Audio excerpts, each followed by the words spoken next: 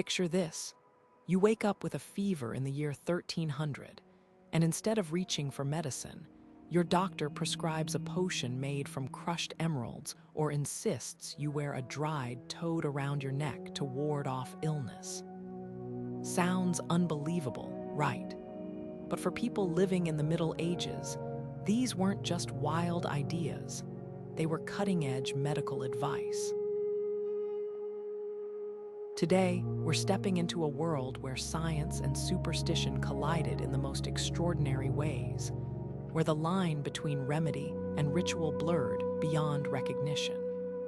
From unicorn horns touted as antidotes to poison, to the belief that a sneeze could literally expel your soul, medieval medicine was a fascinating mix of hope, fear, and creativity, often with consequences as surprising as the cures themselves.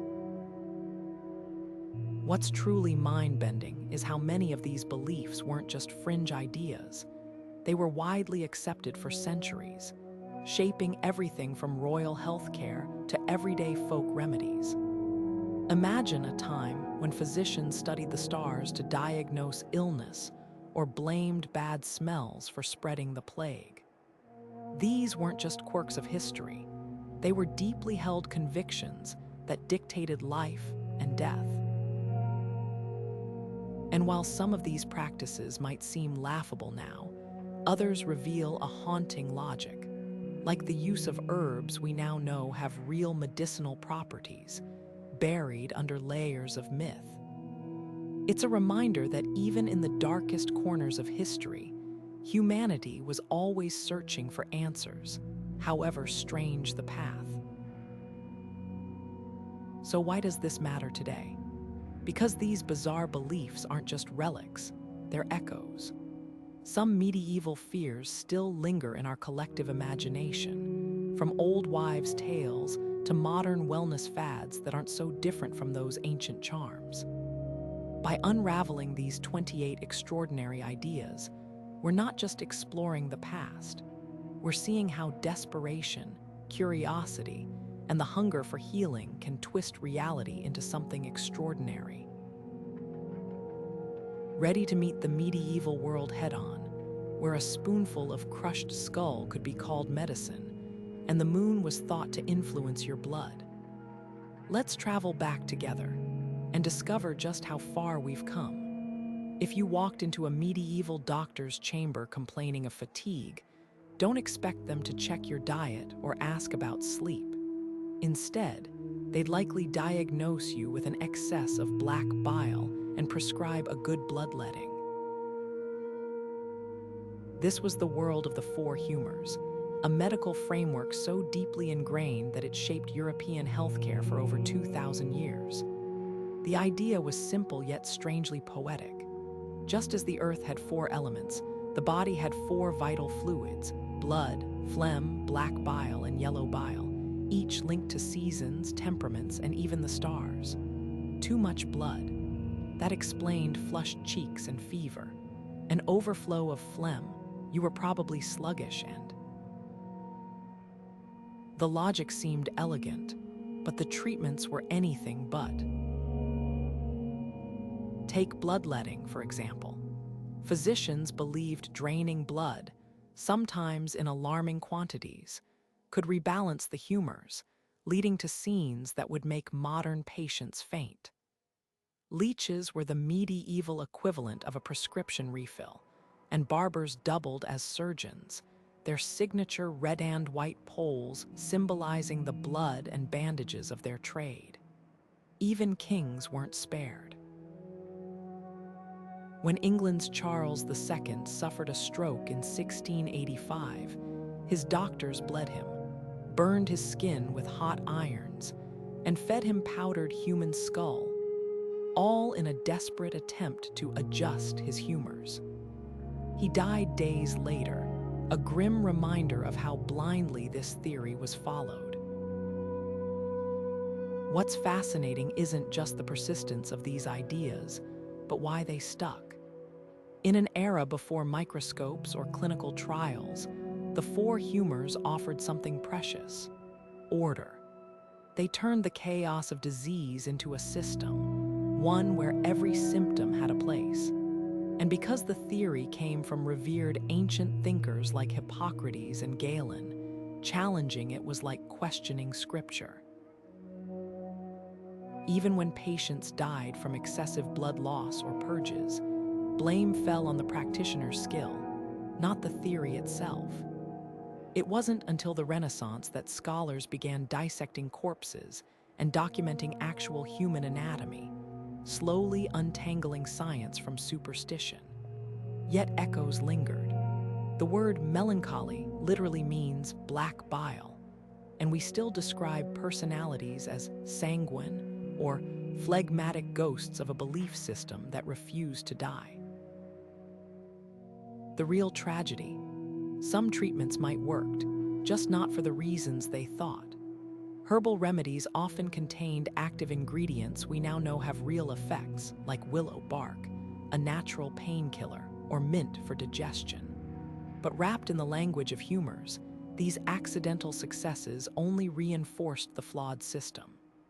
It's a stark lesson in how tradition can blind even the minds, and why the slow march of evidence, not authority, is what truly heals. Imagine stepping into a 14th century city during the Black Death. Your nose would immediately be assaulted by the stench of rotting herbs, smoldering tar, and the sharp tang of vinegar. But these weren't just random smells. They were a desperate defense against an invisible killer. Medieval physicians were convinced that foul odors caused disease, a belief known as the Miasma Theory. To them, the air itself could turn poisonous, especially in crowded cities where sewage and garbage festered in the streets. The solution: purify it at all costs. People carried pomanders, ornate balls filled with cloves, cinnamon, or ambergris, to ward off the bad air they believed carried plague. Doctors wore grotesque beaked masks stuffed with fragrant herbs, thinking the sweetness would neutralize the deadly vapors. This wasn't just superstition. It was a logical response to the chaos around them. Without microscopes, how could anyone guess that tiny organisms, not smells, were the real threat? The miasma theory even influenced urban planning. Cities burned barrels of pitch and incense in public squares, and officials scrubbed walls with vinegar, convinced cleanliness meant overpowering stench. In London, the Great Fire of 1666 was hailed as a blessing. It incinerated the pestilential air, blamed for outbreaks. Tragically, these measures did nothing to stop fleas and rats, the true carriers of the plague. Yet the legacy of miasma lingers.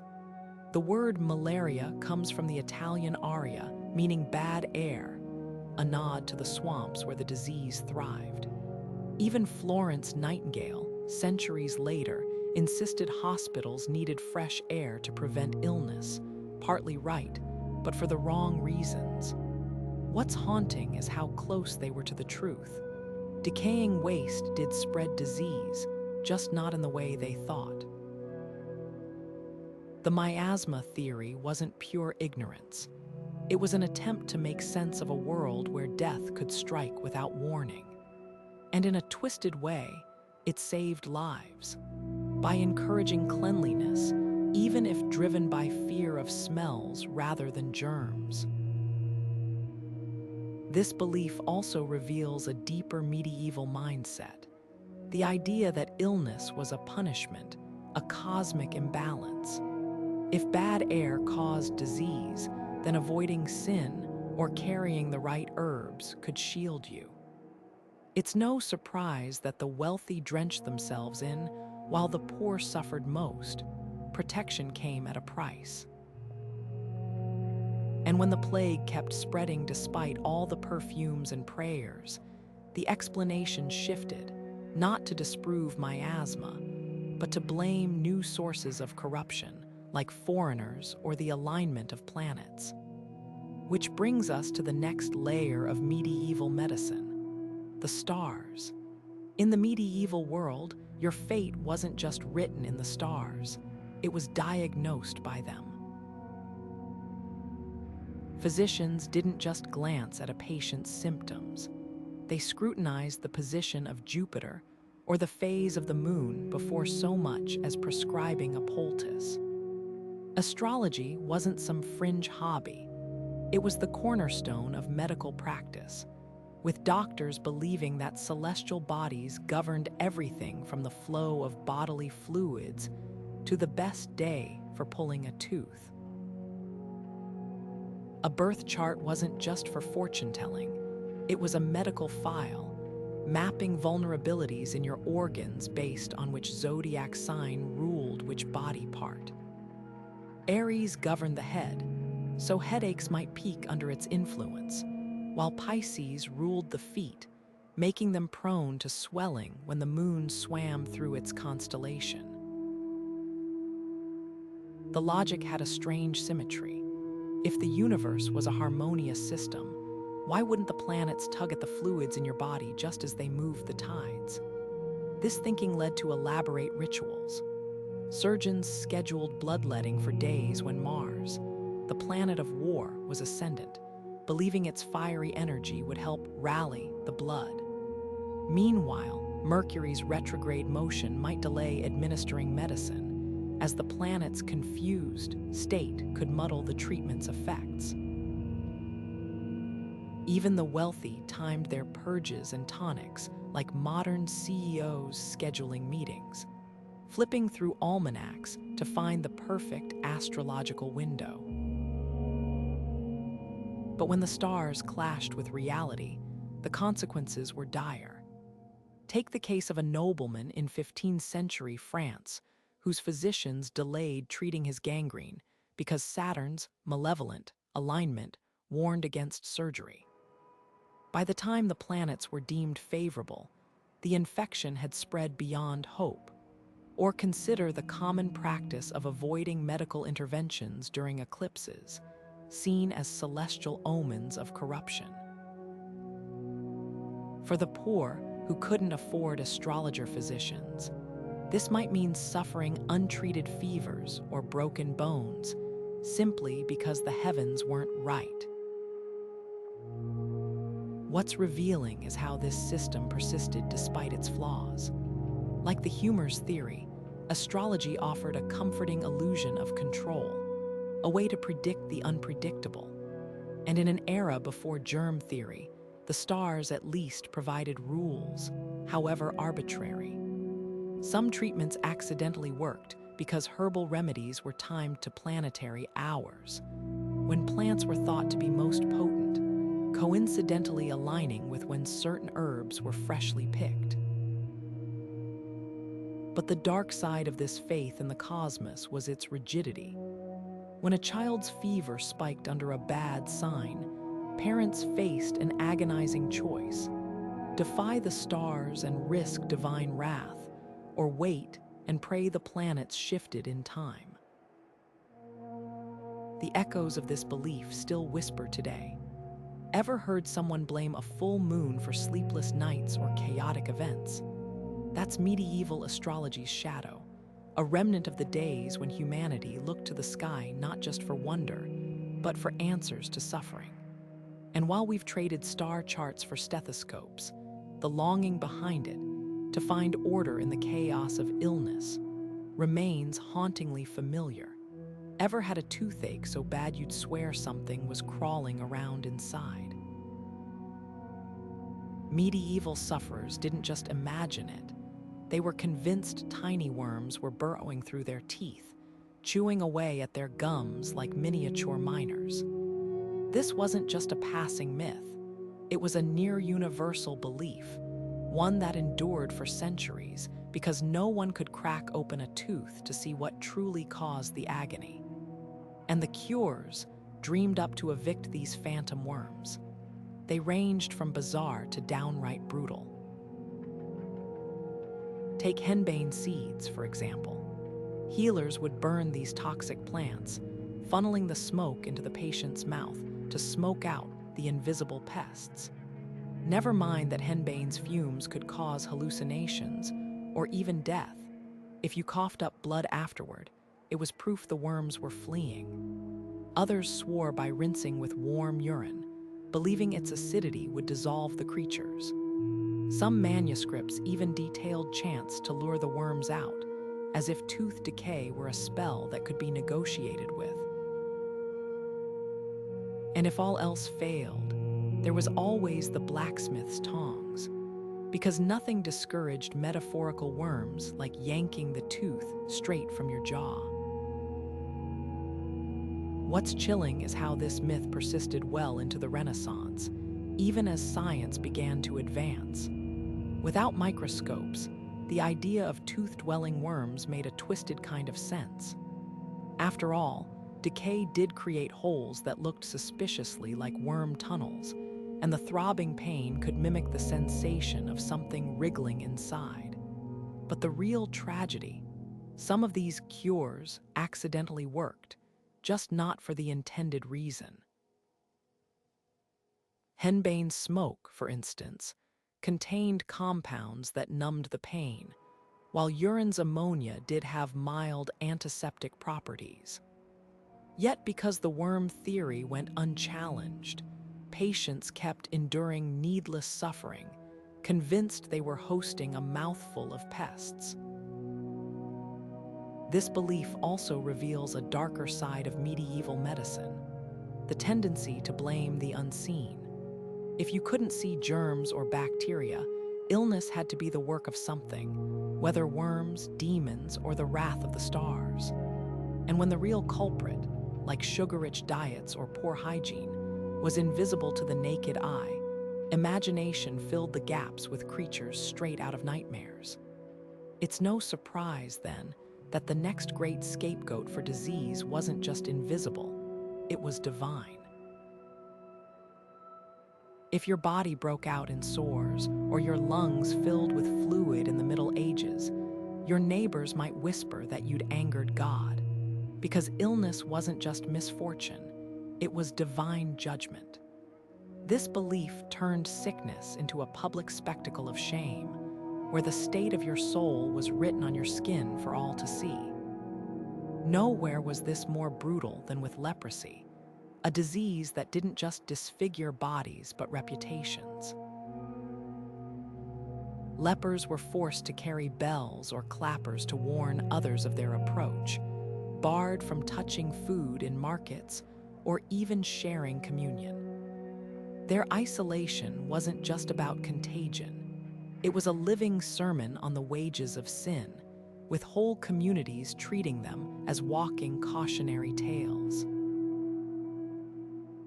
But the cruelty of this idea went beyond leprosy. When the Black Death ravaged Europe, many saw it as God's wrath for humanity's decadence. Flagellants marched through towns whipping themselves bloody, convinced self-punishment could spare them from the plague.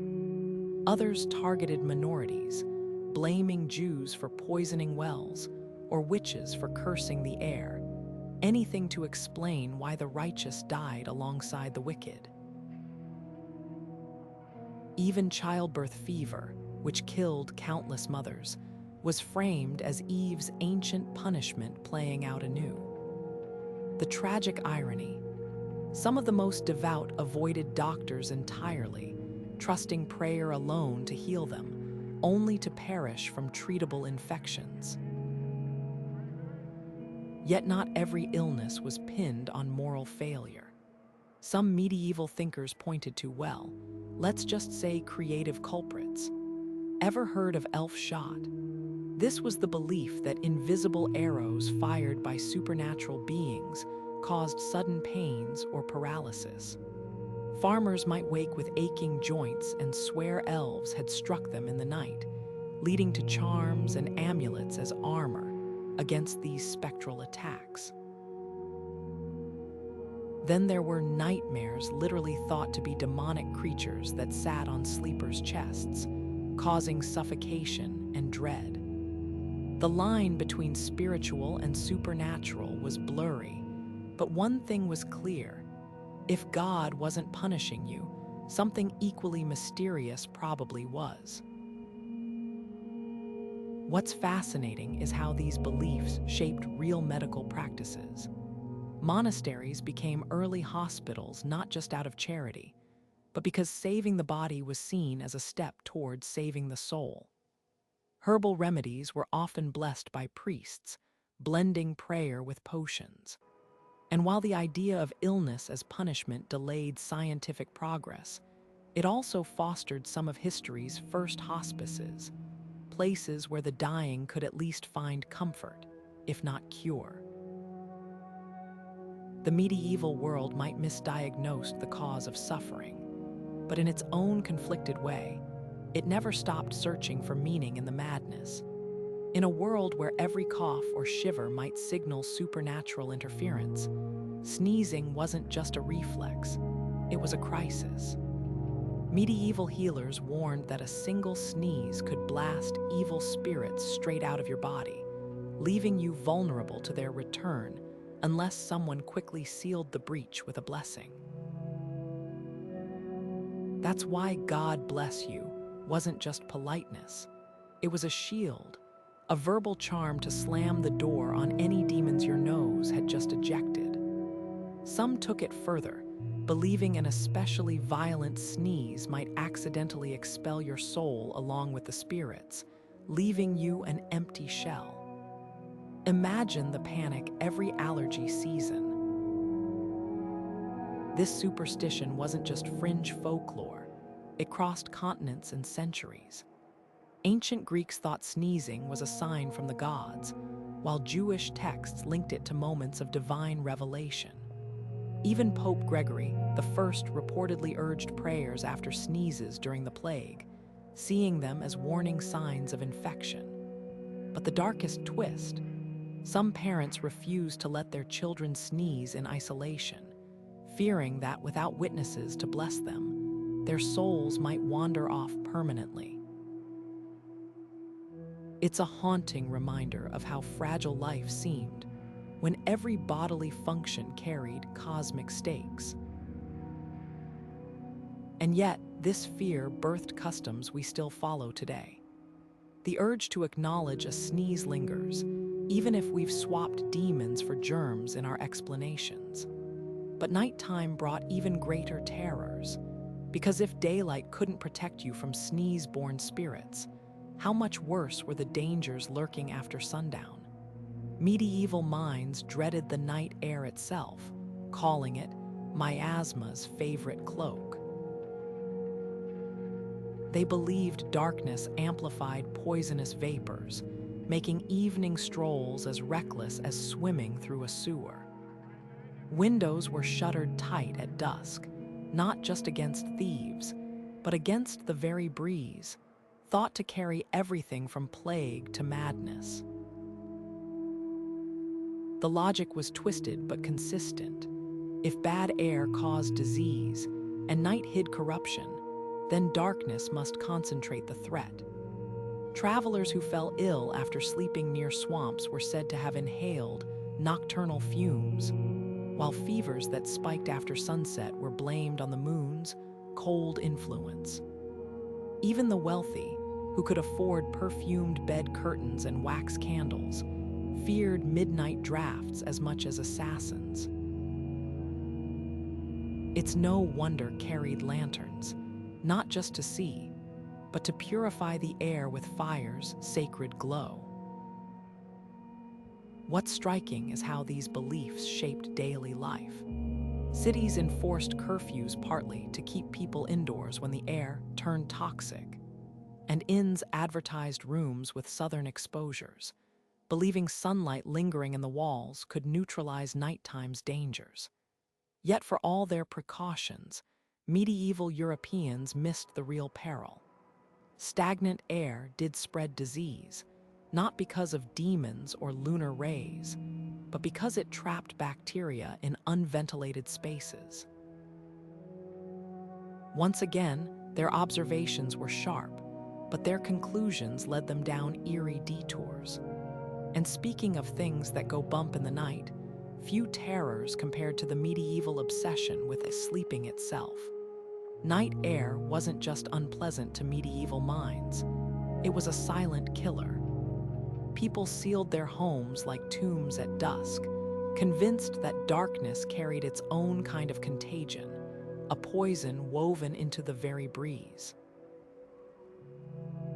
Windows were nailed shut, bed curtains drawn tight, and even the brave souls who ventured out after sundown clutched scented posies to their noses, as if flowers could filter out the night's invisible menace. The irony, their desperate attempts to stay safe trapped them in rooms thick with stale air, human sweat, and the smoke of overcrowded hearths, conditions ripe for the very diseases they feared. This belief wasn't just a passing superstition. It shaped architecture and urban life for centuries. Wealthy families built homes with inner courtyards to avoid sleeping near exterior walls, while the poor piled into single-room hovels where the only ventilation came from cracks in the roof. Travel guides warned against sleeping near marshes, not because of mosquitoes, which they couldn't see, but because the damp night vapors were thought to seep into lungs and cause agues. Even hospitals, places where fresh air might aid recovery, became stifling chambers of suffering, with nurses instructed to keep windows barred lest the night's malign influence creep in. The stubbornness of this myth is almost impressive. By the 1800s, long after the scientific revolution, doctors were still debating whether night air caused tuberculosis. Florence Nightingale, a pioneer of modern nursing, had to wage war against the idea, famously throwing open hospital windows to prove that sunlight and circulation healed rather than harmed. Yet for all her progress, the old fears lingered in rural villages, where mothers still whispered that letting moonlight touch a child's face would bring on convulsions. But if avoiding night air seemed extreme, the so-called cures for its effects were downright surreal. Which brings us to the elephant, or rather, the dung in the room. When prevention failed, medieval physicians turned to remedies that would make modern pharmacists faint. Animal excrement, especially from noble creatures like deer or doves, was a prized ingredient in salves and potions. Crocodile dung, imported at great expense, was thought to purify the blood after nighttime exposure, while ground-up stag droppings were mixed with wine as a tonic for darkness sickness. The logic: if night air was corrupt, then earthy, organic matter, especially from animals perceived as pure or majestic, could somehow absorb or expel the corruption. What's wild is that some of these dung-based remedies did have faint echoes of science. Bird droppings, for instance, contain urea and ammonia, compounds with mild antiseptic properties. But wrapped in layers of superstition, these accidental benefits only reinforced the bizarre belief system. And when patients recovered, whether from the placebo effect or the body's own resilience, it wasn't seen as luck, but as proof that dung had mystical powers. This toxic cocktail of fear and flawed logic reveals something profound about medieval medicine. It was a world where every solution, no matter how grotesque, was worth trying because the alternative, admitting ignorance, was unthinkable. When faced with the terror of the unknown, humanity has always reached for the strangest lifelines, whether they be stars, herbs, or the humblest offerings of the animal kingdom. And sometimes, in that desperate grasping, they stumbled onto slivers of truth, buried under layers of myth, but waiting to be uncovered. If you thought medieval medicine couldn't get more shocking, Imagine slathering fresh cow dung on an open wound and calling it treatment. Yet for centuries, animal excrement wasn't just a last resort. It was a prized ingredient in the healer's toolkit. From the royal courts of England to rural peasant huts, feces of all kinds were ground into pastes, mixed with wine or baked into poultices, all in the name of drawing out infection. The logic: if dung could fertilize soil, surely it could nourish damaged flesh back to health. Physicians swore by pigeon droppings for eye infections, while goat pellets were thought to soothe burns. Even the mighty Egyptian crocodile got roped into this mess. Its dung, imported at great expense, was considered a premium wound salve because of the animal's mythical invincibility. But here's the tragic irony. While some of these mixtures did have accidental antibacterial properties, like bird excrement containing urea, most introduced a fresh hell of bacteria into already vulnerable wounds. Manuscripts describe soldiers surviving battlefield injuries only to succumb to grotesque infections after their comrades packed their gashes with horse manure. The stench alone must have been unbearable, but the real suffering came later, as fever and gangrene set in. What's chilling is how long this practice endured. As late as the 1700s, battlefield surgeons still occasionally reached for dung when supplies ran low, clinging to ancient texts that praised its drawing power. This wasn't just ignorance. It was a testament to the sheer desperation of pre-germ theory medicine. When every infection seemed like a mysterious poison lurking in the body, desperate measures made twisted sense. If a poultice could pull out embedded arrowheads, why not invisible toxins? And in rare cases, it did work, not because of any magical property, but because the act of cleaning and covering a wound, even with dubious materials, was better than leaving it exposed. But for every accidental success, countless patients paid the price, their bodies becoming for pathogens medieval healers couldn't begin to comprehend. Which makes the next medieval cure-all almost tame by comparison, though no less startling to modern ears. If dung was the era's questionable poultice, urine was its Swiss Army knife. From disinfecting wounds to whitening teeth, this golden liquid was the ultimate multitasker. Roman physicians had championed it, and medieval Europe took the tradition to extremes. Want to soothe a snake bite? Soak the wound in urine. Need to soften leather? A urine bath did the trick. Even fabric dyers prized it for fixing vibrant colors to wool. But the most surprising use: medieval laundresses discovered that stale urine's ammonia made an excellent stain remover, a practice that lingered well into the 19th century. The real shock isn't just that they used urine, it's how they used it. Doctors prescribed drinking it for jaundice, believing the yellow liquid could rebalance yellow bile humors. Brides washed their faces in it for a glowing complexion, while scribes diluted it with water to create invisible ink. And in a bizarre twist of battlefield logic, soldiers would urinate on arrow wounds, convinced the acidity would purify the injury. Some of these applications weren't entirely off base. Urine's ammonia does have mild antiseptic properties, but the line between remedy and ritual blurred fast. When the Black Death hit, some communities resorted to bathing in barrels of urine, convinced it created a protective barrier against miasma. Spoiler, it didn't. What ties these two cures together, dung and urine, isn't just the ick factor. It's the medieval world's relentless pragmatism in the face of suffering. When every resource was scarce, nothing went to waste, even bodily waste.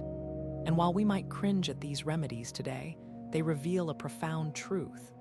Healing has always been as much about hope as science. For every grotesque poultice, there was a patient praying it would work, and a healer genuinely believing they were doing good.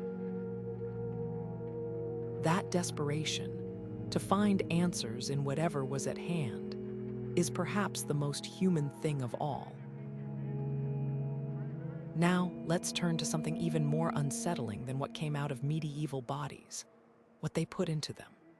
Because if you think urine was a hard sell, wait until you hear about the era's most controversial ingredient, one that blurred the line between remedy and sacrament.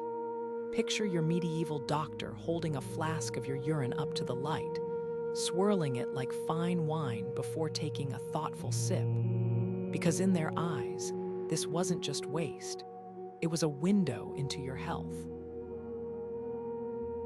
Urine diagnostics, or uroscopy, was the ultimate medieval checkup.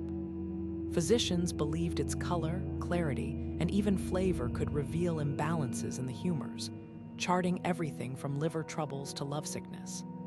A dark yellow might signal excess black bile, while a sweet taste, yes, they tasted it, hinted at a condition we now recognize as diabetes. Charts called urine wheels mapped 20 different shades to specific ailments, turning pee into a medical rainbow of doom. But diagnosing was only the beginning. Urine was also the era's Swiss Army knife of cures. Roman texts praised it for whitening teeth, and medieval Europe took the practice to extremes. Need to soothe a burn? Apply urine. Fighting jaundice? Drink it daily to rebalance yellow bile. Some monks even gargled with it to cure sore throats, believing its acidity could cut through infection.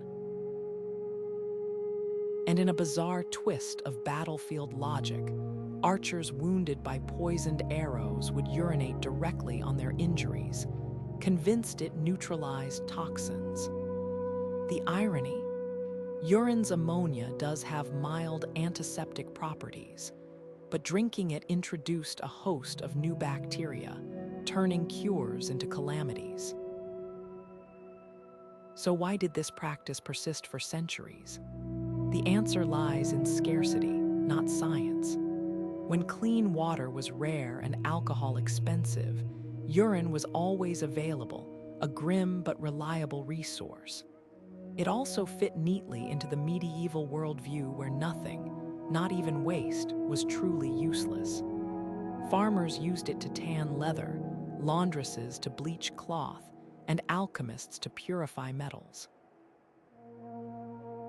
In a world without synthetic chemicals, urine's natural compounds made it a pragmatic, if revolting, tool.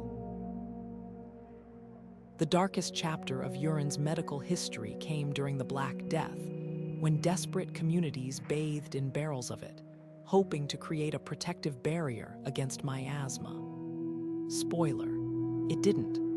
Yet the practice spread like wildfire, fueled by terror and the lack of alternatives. What's haunting is how close they were to modern hygiene, using a sterile liquid, in theory, to cleanse.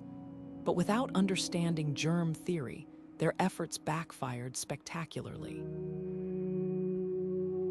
This obsession with urine reveals a deeper truth about medieval medicine. When faced with suffering, people clung to whatever seemed logical, even if it modern sensibilities. Today, we'd shudder at the thought of drinking urine, but in a world where the line between remedy and resource was razor thin, survival often meant swallowing far worse. And if you think that's unsettling, wait until you hear what they did with blood. Because in the medieval quest for healing, no ingredient was off limits.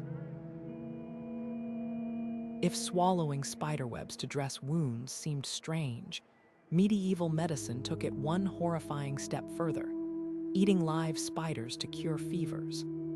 Folk healers would roll the poor creatures in butter or jam like some nightmare, convincing feverish patients that ingesting them would cool the body from the inside.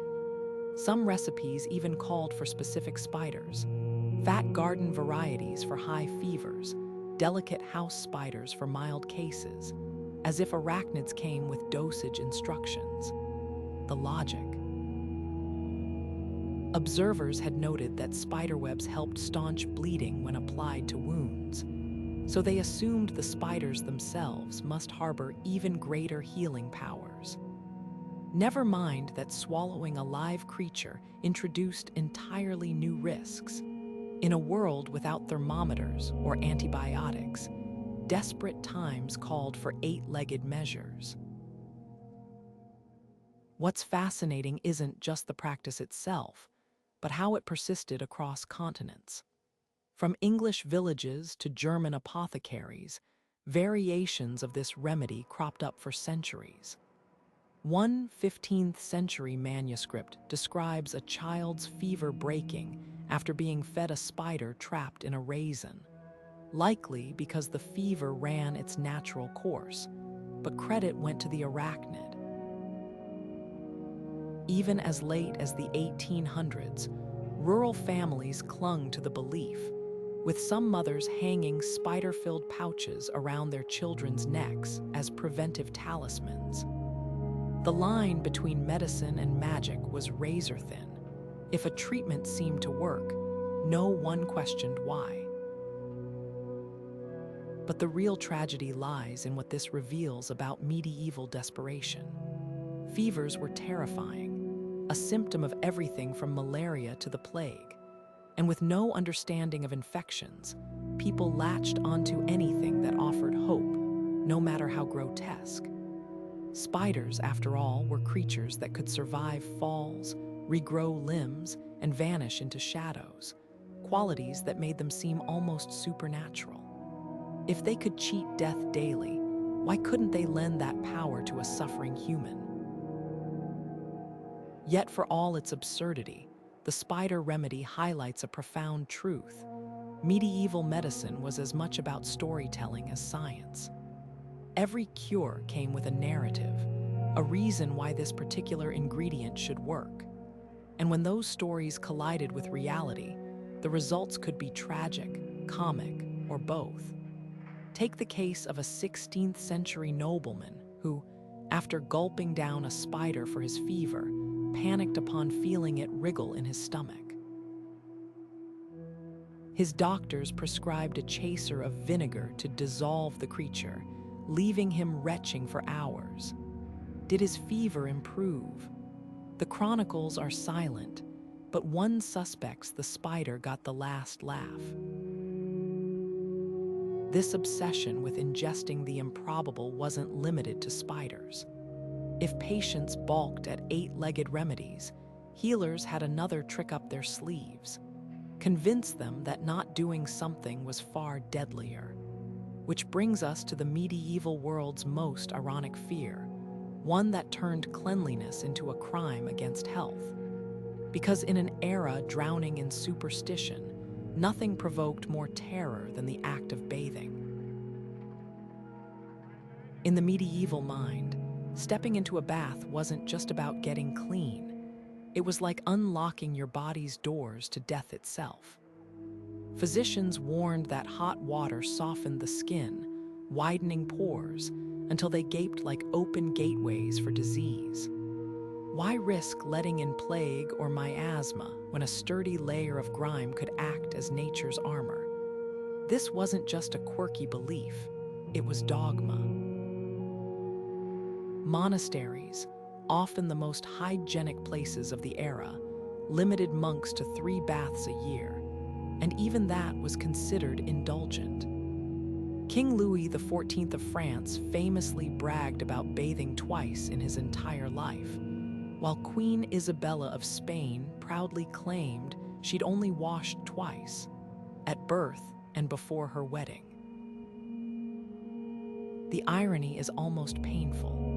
While medieval cities choked on filth, streets slick with garbage, chamber pots emptied from windows, people genuinely believed avoiding baths made them safer.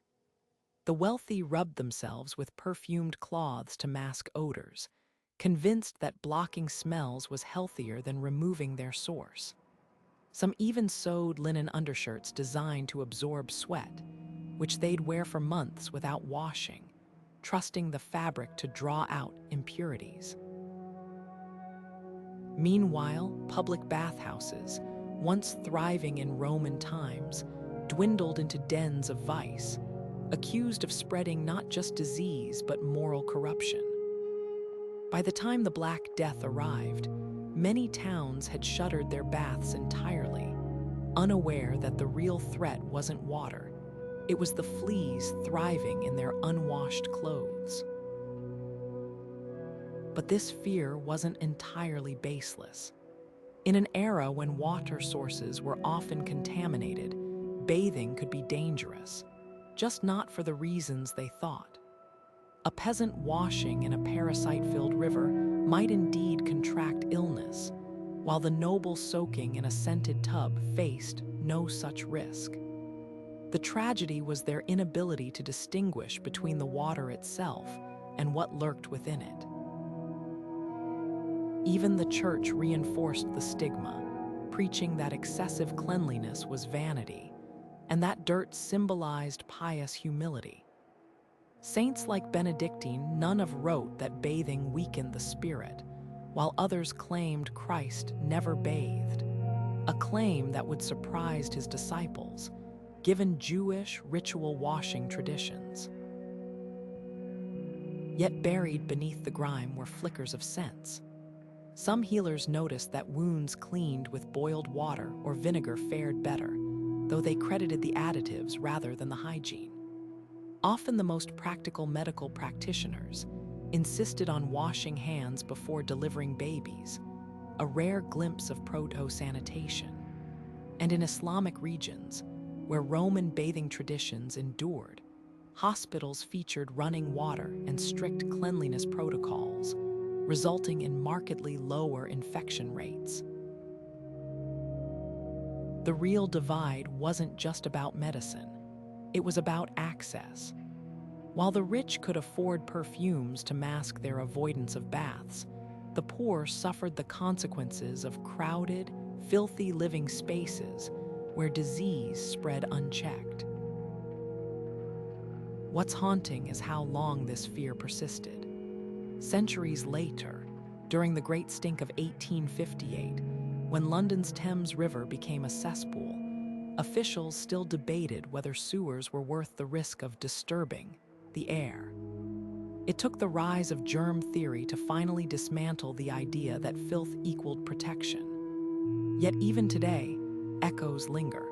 How many of us were told as children not to go outside with wet hair lest we catch cold? The medieval world may have been wrong about pores and disease, but their terror of vulnerability, of losing control over the body's boundaries, remains uncomfortably familiar.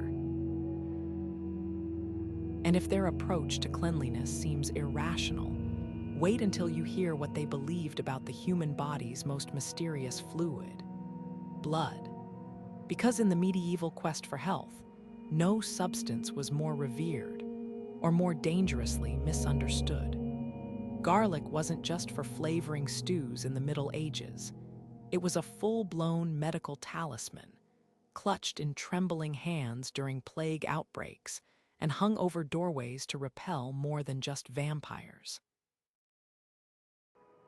When the Black Death swept through Europe, survivors swore by garlic's pungent power, chewing cloves raw or rubbing them on their skin like some kind of aromatic armor. And while we now know garlic contains allicin, a compound with real antibacterial properties, medieval healers didn't credit chemistry. They saw it as a divine ward against evil. After all, if its smell could drive away demons, why not the miasma of disease? The vampire connection runs deeper than folklore. Physicians prescribed garlic for blood corruption, believing it could purify the humors just as it cleared foul air. stuffed garlic into their shoes during epidemics, convinced each step released protective vapors, even tucked garlic into swaddling clothes, certain it shielded newborns from malevolent spirits. The irony? Garlic did help, just not in the way they thought. Its antimicrobial properties may have reduced secondary infections, giving some plague victims a fighting chance.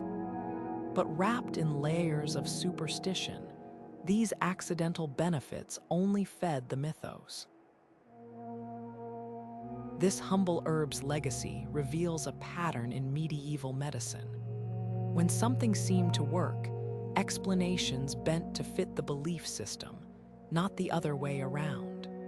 And if garlic was the poor man's apothecary, the wealthy had their own version, one that glittered as much as it healed. Jewelry in the Middle Ages wasn't just adornment, it was wearable medicine. Amulets embedded with gems weren't merely decorative, they were prescribed treatments. Rubies were ground into wine to strengthen the heart, emeralds worn against the skin to ward off epilepsy, and sapphires dissolved in vinegar as a remedy for eye infections. The logic: precious stones were thought to harness celestial energies, their colors and radiance echoing the harmony of the heavens. A ruby's fiery hue mirrored the warmth of healthy blood, while an emerald's green symbolized nature's balance. The most infamous of these medicinal jewels was the bezoar, a stone formed in animal guts, often from goats or deer, believed to neutralize poison. Kings sipped from bezoar-lined cups, and wealthy travelers carried them as insurance against assassins. When Pope Clement VII fell ill in 1534, his physicians grated a bezoar into his drink. Tragically, it failed, but not before the stone itself became more valuable than gold. What's fascinating is how these beliefs persisted even as evidence mounted against them. When a 16th century French king tested a bezoar on a condemned prisoner, first poisoning the man, then giving him the stone, the prisoner died in agony. Yet demand for bezoars barely dipped. Why?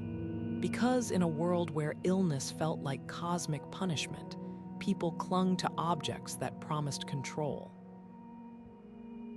A gemstone's worth wasn't just in its beauty, but in its story, a narrative of protection that outweighed mere facts.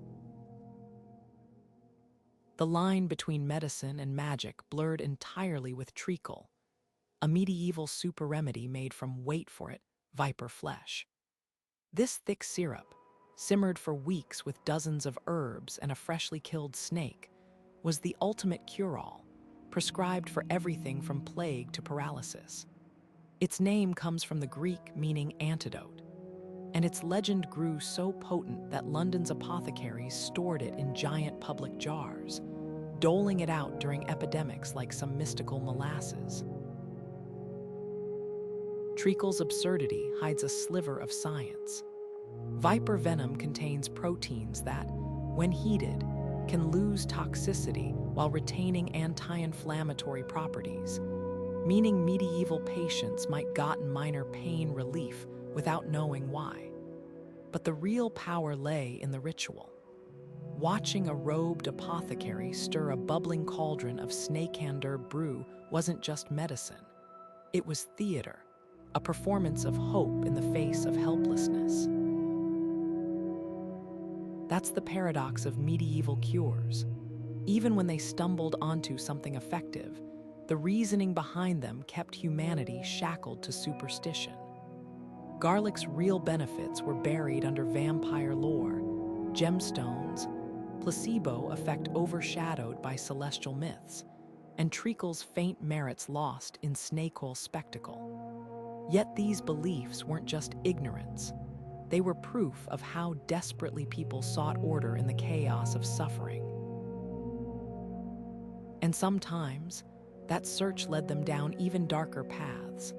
like the belief that the best cure for illness wasn't an herb or a jewel, but a corpse. If a medieval noblewoman clutched a ruby to her chest after childbirth, she wasn't just wearing a pretty trinket, she was following her doctor's orders. The belief that gemstones could heal wasn't mere superstition. It was elite medicine, prescribed with the same gravity as modern antibiotics. Rubies, pulverized into wine, were swallowed to strengthen the blood, while sapphires, cool and blue as a winter sky, were ground into paste and applied to inflamed eyes. Emeralds, with their verdant glow, dangled from the necks of epileptics, believed to calm the stormy humors that triggered seizures. These weren't just decorative choices. They were desperate attempts to harness the earth's hidden powers, one glittering stone at a time. The science behind these remedies was as flawed as it was poetic. Ancient thinkers like Pliny the Elder claimed gems formed from celestial dew hardened by sunlight, imbuing them with cosmic energy. Medieval physicians took this further, mapping specific stones to body parts based on color symbolism. A ruby's deep red mirrored healthy blood, so it must stop hemorrhages. An emerald's green echoed nature's balance, so it must stabilize erratic fits. Even diamonds, nearly impossible to crush, were thought to confer unbreakable health if you could afford them. And therein lay the twist. These cures were reserved for the wealthy, turning survival into a luxury.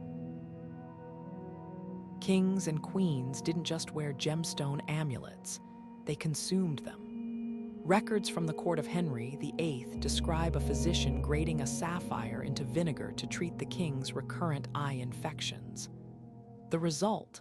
Likely nothing beyond placebo, but in an era when even royals died from minor infections, belief was its own kind of medicine. The placebo effect, though unnamed, was potent. A duke convinced his emerald pendant warded off seizures might experience fewer attacks simply because stress, a known trigger, was eased by his unwavering faith. Yet for all their sparkle, these remedies hid a dark irony. While the rich swallowed powdered jewels, the poor made do with herbs and prayers. When the Black Death raged, the wealthy rubbed themselves with ground pearls, while laborers died clutching garlic cloves. The divide wasn't just economic, it was existential. If you believed health came from the earth's rarest treasures, then survival itself became a measure of divine favor. The most tragic part: some gems did have fleeting benefits, just not the ones medieval healers expected. Lapis lazuli, ground into ultramarine pigment for manuscripts, contained trace arsenic that could accidentally poison the scribes illuminating medical texts. Meanwhile, malachite's copper content might mildly soothe skin infections, though no one understood why. These accidental truths only deepened the mystique, ensuring gemstone remedies endured long after the Middle Ages. What's haunting is how these beliefs mirror modern wellness trends: lavish, unproven, and often just out of reach for ordinary people. Swap rubies for rare, superfoods, or emeralds for designer supplements, and the pattern holds. The human longing to control illness through rare, beautiful objects hasn't faded. It's just taken new forms. And that's the real power of gemstone medicine. Not what it did for the body, but what it revealed about the mind. The timeless hope that somewhere in the glittering depths of the earth lies a cure waiting to be unearthed. In the crowded courts of medieval Europe, desperate people pressed forward, their necks swollen with scrofula, a grotesque infection of the lymph nodes, all hoping for one thing: the brush of a king's fingertips. This wasn't just ceremony. It was the era's most exclusive medical treatment. Monarchs from France to England claimed God had granted them the power to heal with a touch, turning their hands into divine instruments. The ritual was precise. The king would lay hands on the sick, make the sign of the cross, sometimes hang a gold coin around their neck, and pronounce them cured. And the wildest part? People swore it worked. The sheer scale of this belief is staggering. French kings reportedly touched over 2,000 sufferers annually, with queues stretching for miles. England's Henry IV even had his royal touch coins stamped with angels to emphasize their heavenly connection. But behind the pageantry lurked cold political calculation. The royal touch wasn't just about healing, it was about power. In an age where kings ruled by divine right, what better proof of God's favor than visibly curing the incurable? It transformed the monarch into a living saint, his body a bridge between heaven and earth. Skeptics risked accusations of treason, not just heresy. After all, if you the king's healing power, you his very right to rule. Yet for all its political theater, the ritual exposed medicine's deepest vulnerability, the power of hope. Many who received the touch did improve, not because of divine intervention, but because scrofula often went into temporary remission on its own.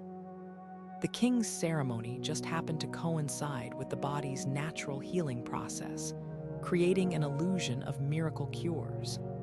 And with no understanding of bacteria or immune responses, how could anyone prove otherwise? The gold coins handed out, often called angels, did more than symbolize healing. They funded the poor's recovery, paying for food and shelter that actually aided their health. The darkest twist: this belief outlasted the Middle Ages by centuries. England's Charles II performed the ritual over 90,000 times during his reign, while France's Louis XVI was still touching scrofula patients when the Revolution tore his monarchy apart. Even the brilliant physician, William, who discovered blood circulation, attended royal touch ceremonies without protest. Science and superstition didn't just coexist, they colluded. What's haunting isn't just that kings pretended to heal, but how willingly people believed. In a world without antibiotics, where a swollen gland could mean a death sentence, hope was the rarest currency of all. And when that hope wore a crown, it became unstoppable, until the day revolutions proved no king, no matter how divine, could cure the sickness of inequality itself. If you suffered from gout in the Middle Ages, your doctor might have prescribed a remedy straight out of a nightmare, stealing the shoes off a dead man's feet. This wasn't just graveyard superstition. It was sympathetic magic in action, the belief that objects could absorb and transfer disease like spiritual sponges. The logic was chillingly simple. If you slipped your swollen feet into a corpse's footwear, the pain would seep into the leather, leaving you free of agony while the dead bore the burden eternally. Records from English villages describe gout sufferers lurking near funerals, waiting to claim the deceased's shoes before the grave closed. Some even paid gravediggers for first pick of the departed's wardrobe, turning mourning into a macabre marketplace. What's fascinating isn't just the practice itself, but how it reveals medieval Europe's tangled relationship with death. Corpses weren't just lifeless bodies, they were repositories of energy, their belongings charged with unseen power. A dead man's shoes, still shaped by his steps, carried the imprint of his suffering, making them the perfect vessel to trap another's pain. This idea wasn't limited to footwear. Rings made from coffin nails warded off cramps, while belts woven from burial shrouds promised relief from backaches. Every object was a potential conduit between the living and the dead, a thread in the invisible web connecting health to the afterlife. But the darkest twist, this belief occasionally worked not through magic, but psychology. Gout flares often subsided on their own, and if a sufferer donned dead shoes during a natural lull in pain, the timing alone could cement the illusion of a cure. Placebo effects ran rampant, reinforced by the sheer theatricality of the ritual. Imagine the relief of slipping on those shoes, convinced your agony was draining away, only for the gout to return weeks later, blamed not on the remedy's failure, but on some unseen flaw in the spell. This practice also exposes medicine's class divide. While the poor scrabbled for second-hand souls, the wealthy bought relics, shoes of saints or martyrs, said to carry divine healing. A nobleman with gout might pay a fortune for slippers worn by a long-dead bishop, believing holiness amplified the transfer. The irony: both rich and poor were chasing the same desperate hope, just through different tiers of superstition. Yet if wearing a corpse's shoes seems grim, the next medieval cure takes macabre to new heights. Because when Europeans ran out of dead men's footwear, they turned to something even more unsettling: grinding up mummies and drinking them. In the dimly lit apothecaries of medieval Europe, one of the most sought-after remedies wasn't an herb or a gem, it was powdered human flesh. Mummy medicine, made from ground-up Egyptian corpses, became the ultimate status symbol in Renaissance pharmacies, prescribed for everything from headaches to the plague. The logic behind it was as bizarre as it was gruesome.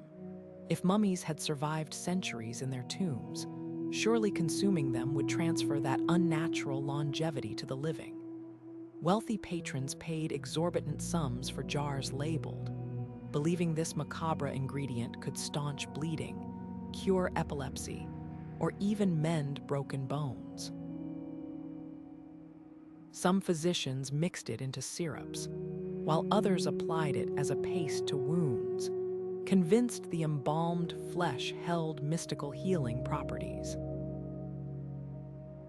The trade in mummies was as lucrative as it was grim. Egyptian tombs were pillaged on an industrial scale, with entire ships, holds packed with stolen corpses destined for European mortar and pestles. Tomb raiders weren't picky. Sometimes they passed off the remains of executed criminals or recently deceased locals as ancient mummies, soaking them in bitumen to mimic the dark resin coating of genuine artifacts. Demand grew so high that, by the 16th century, some merchants resorted to mummifying fresh cadavers and aging them in the sun to meet the insatiable market. The line between medicine and grave robbery blurred beyond recognition. What's most chilling isn't just the practice itself, but how it persisted despite mounting evidence of its futility. By the late 1700s, skeptics like Surgeon openly mocked mummy medicine, pointing out that patients who swallowed it fared no better than those given ordinary herbs. Yet the trade endured, fueled by exoticism and the placebo effect. A nobleman convinced he'd ingested a pharaoh's strength might rally from illness through sheer willpower, reinforcing the myth. Even King Francis I of France carried a pouch of mummy powder as a precaution, proof that no one, not even royalty, was immune to the allure of the grotesque.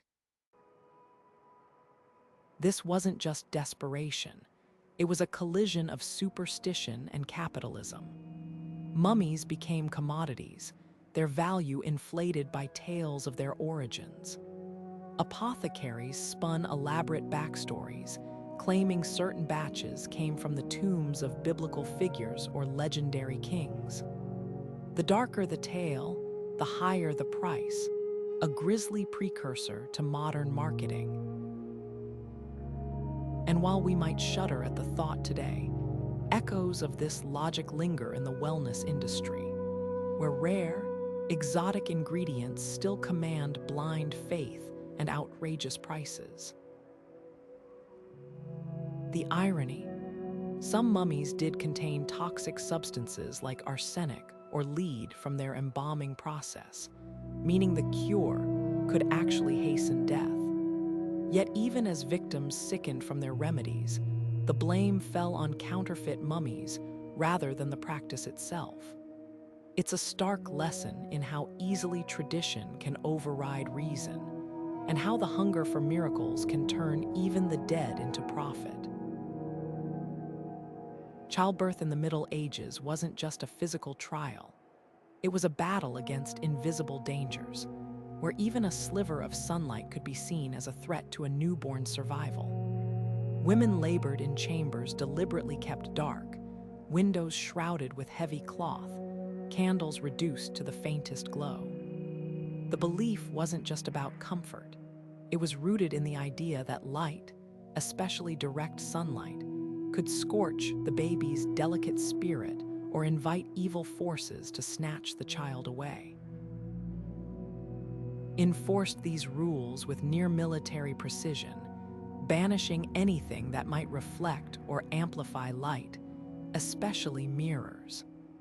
A polished surface wasn't just a tool, it was a potential portal, capable of capturing and stealing the infant's soul before it could fully settle into the body. The fear of reflections went beyond superstition. It reflected a deeper medieval anxiety about the fragility of life during childbirth, when both mother and baby balanced on the edge of mortality. Without understanding the science of light or optics, people ascribed mystical properties to reflection, linking it to folklore about and spirit doubles.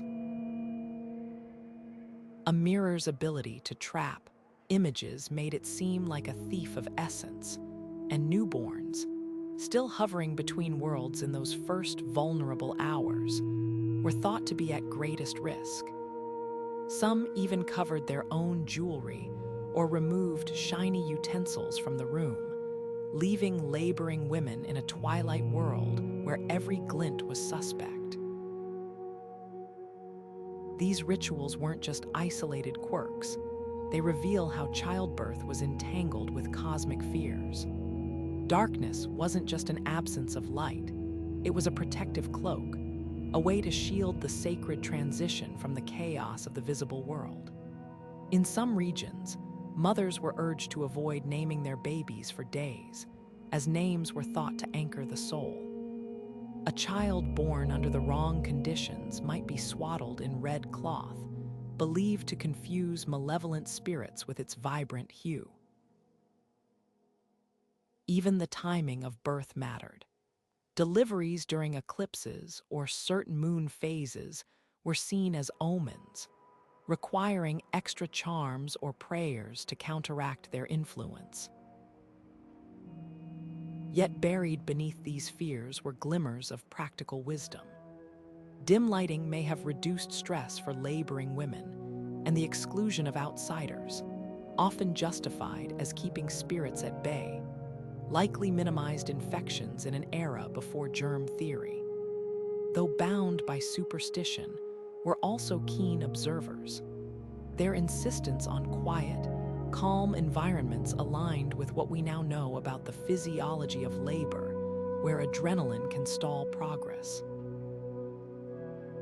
The tragedy was that these accidental benefits were credited to the wrong causes, leaving generations trapped in cycles of fear. The most haunting part: these beliefs persisted well into the modern era.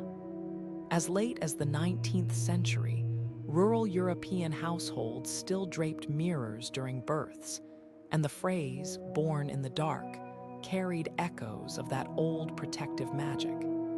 It's a reminder of how deeply tradition can root itself, even when the original reasons fade into shadow.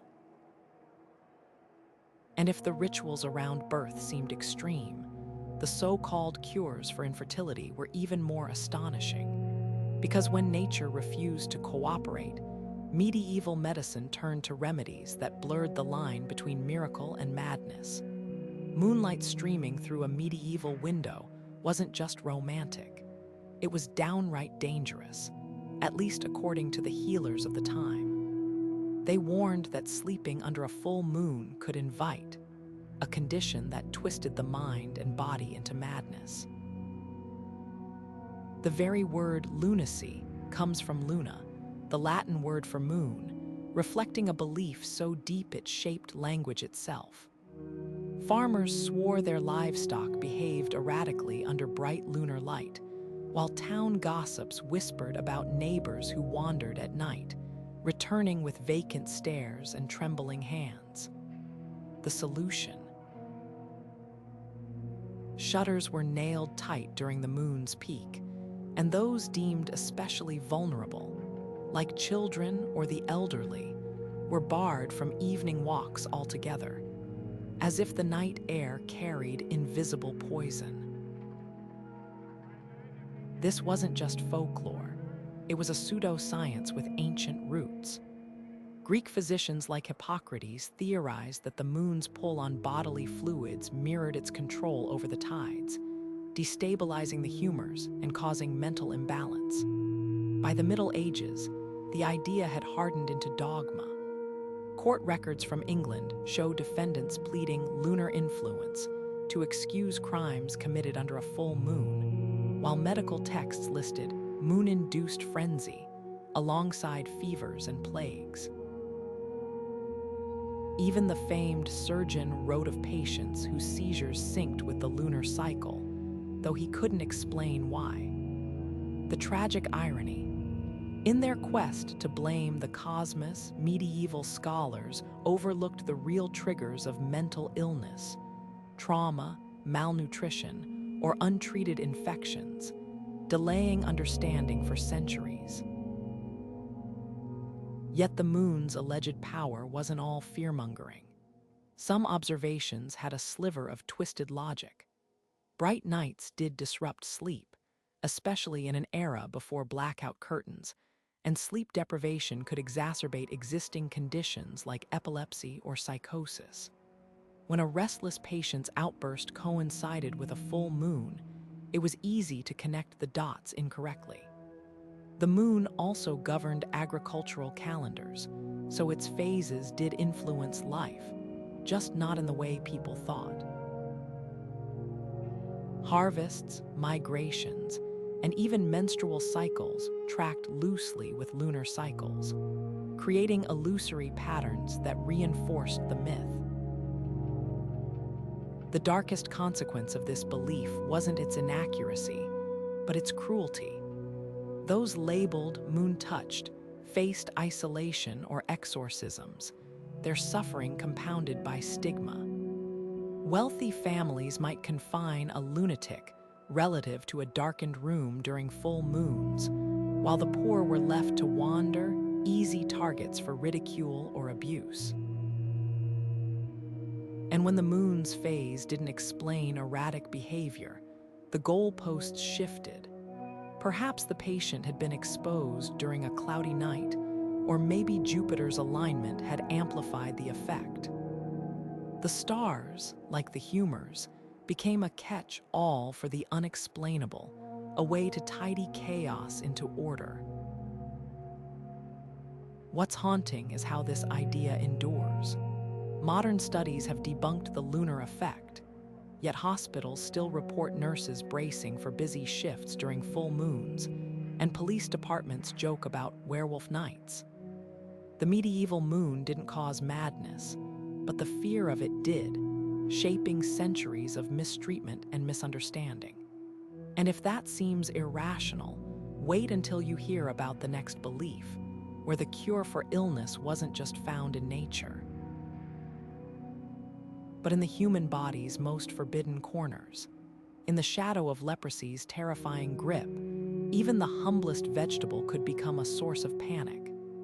Peas, those unassuming green orbs, sparked fear in medieval Europe, not for their taste, but for their uncanny resemblance to the raised, bumpy sores of leprosy. This wasn't just a passing superstition. It was an application of the doctrine of signatures, the belief that nature marked plants and foods with visible clues to their effects. If a pea looked like a leprosy lesion, surely eating it risked summoning the disease itself. The logic was as simple as it was chilling, like a Trax-like. The doctrine of signatures didn't stop at peas. Walnuts, with their brain-like folds, were prescribed for headaches, while blood-red beet juice was gulped down to strengthen the circulatory system. Even the spotted leaves of lungwort herbs were harvested to treat respiratory ailments, their surface patterns seen as divine hints. But peas occupied a special tier of dread. In a world where leprosy meant exile, forced to carry clappers or wear bells to warn the healthy, avoiding peas became a desperate act of self-preservation. Some villages banned them during outbreaks, while wealthy families paid extra for clean grains, terrified a single bite might doom them to the leper's fate. The tragic irony: peas were nutritional powerhouses, packed with protein and fiber that could bolster immunity against disease.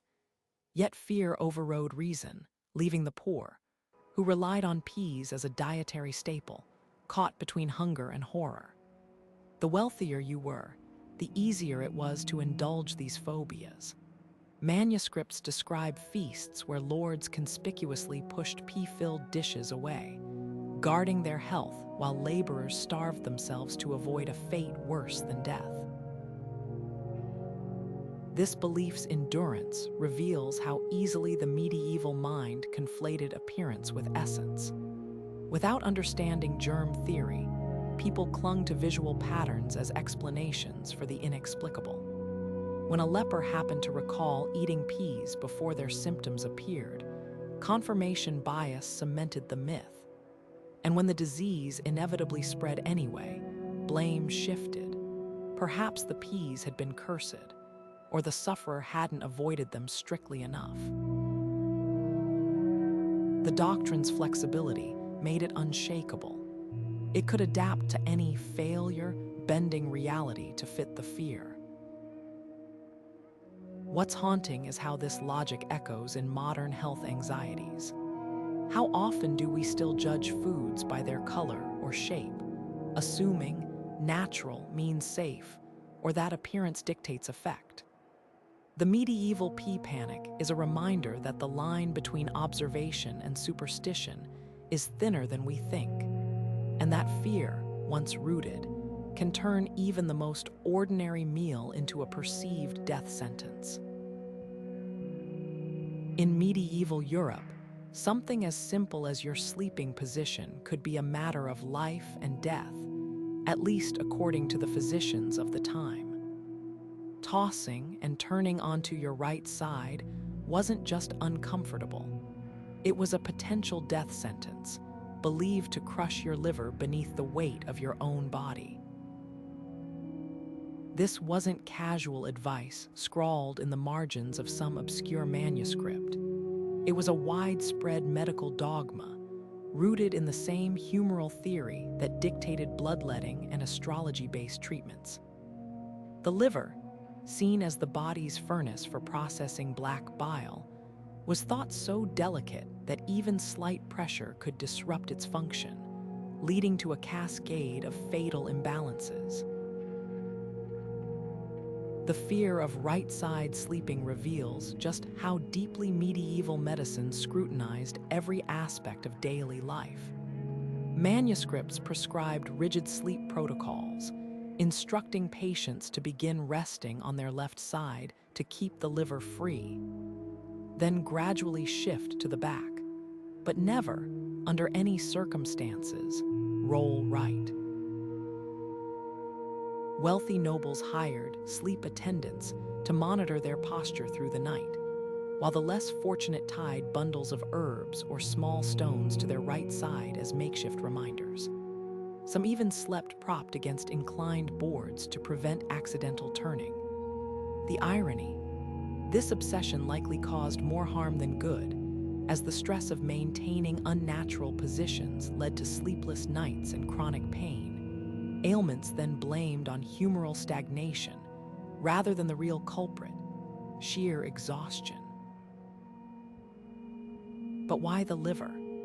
In the medieval worldview, this organ was the body's alchemist, transforming food into blood and regulating melancholy. Its position on the right side made it vulnerable to compression, or so they believed.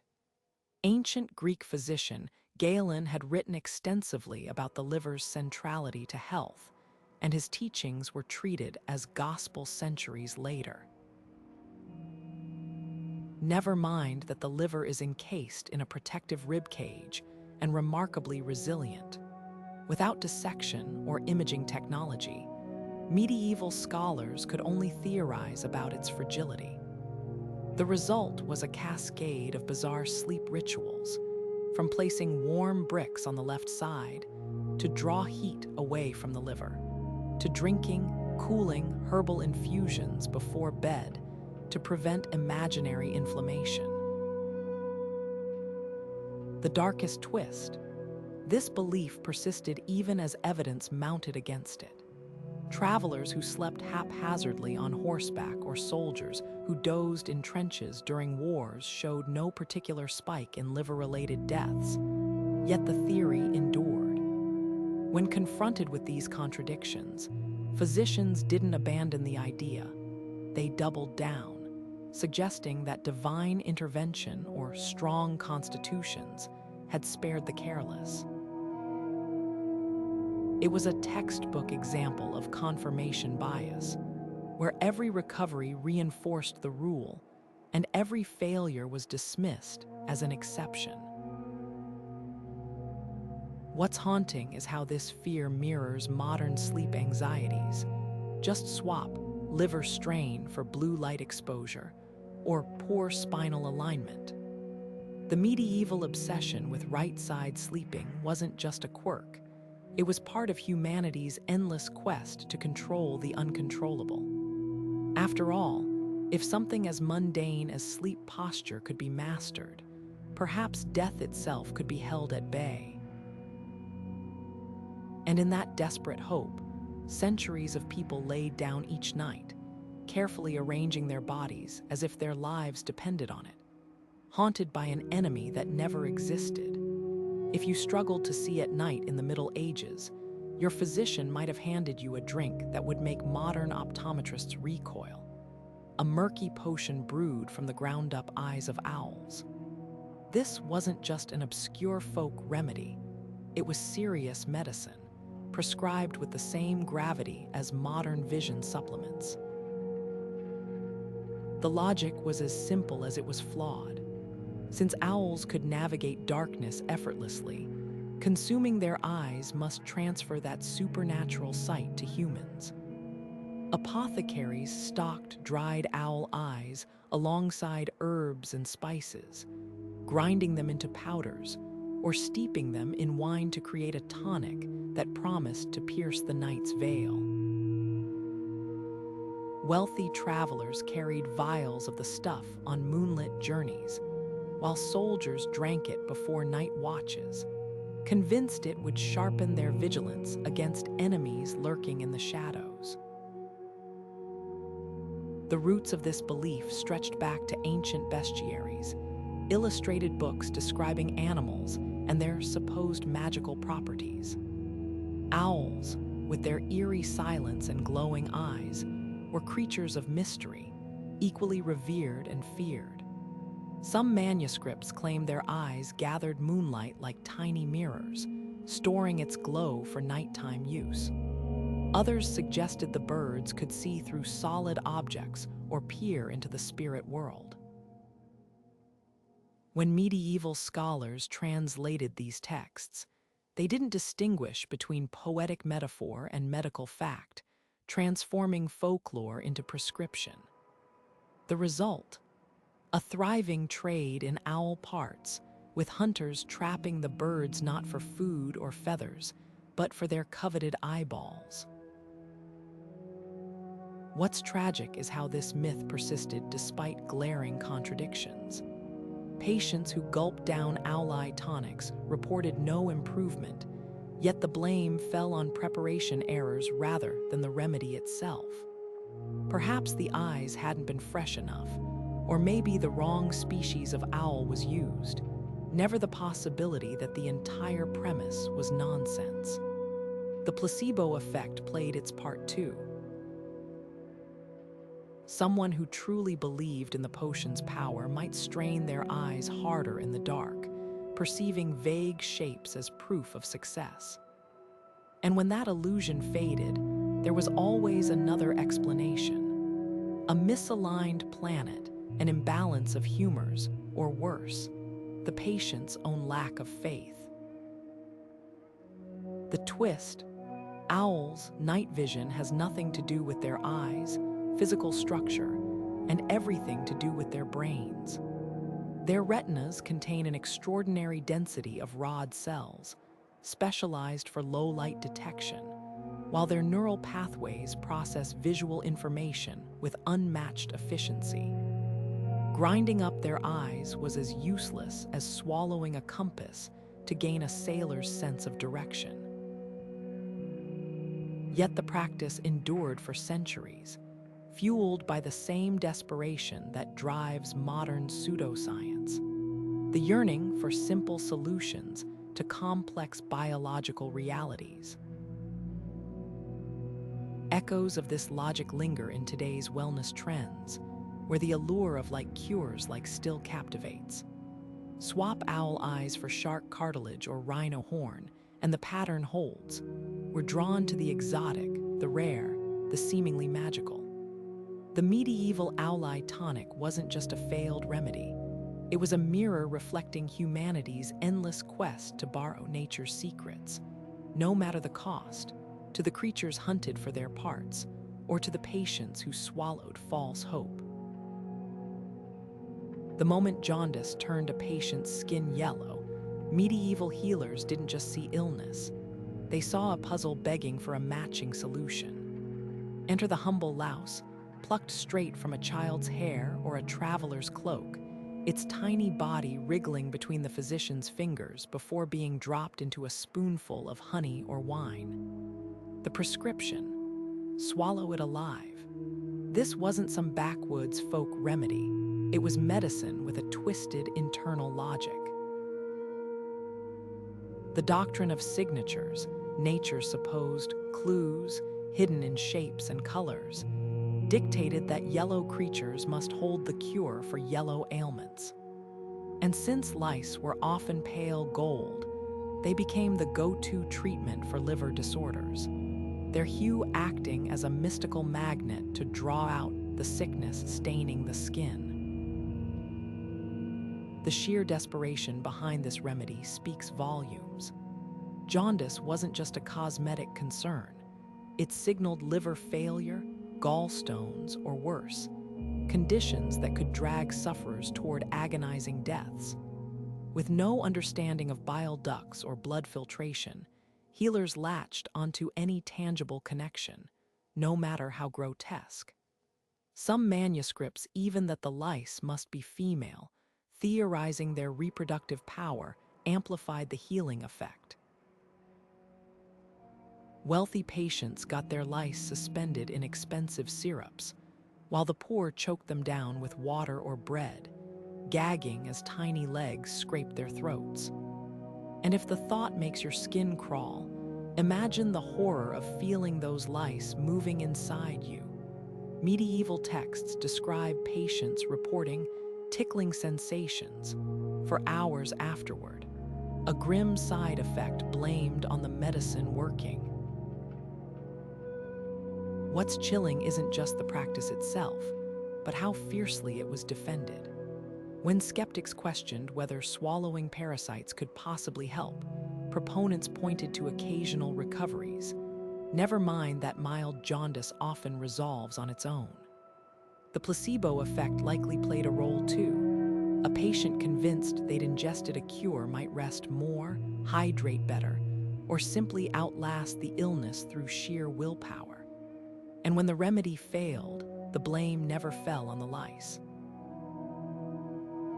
Perhaps the wrong variety had been used, or maybe the stars had been misaligned during administration. The doctrine was bulletproof, bending reality to fit its rules. This belief's cruelty extended beyond the patient.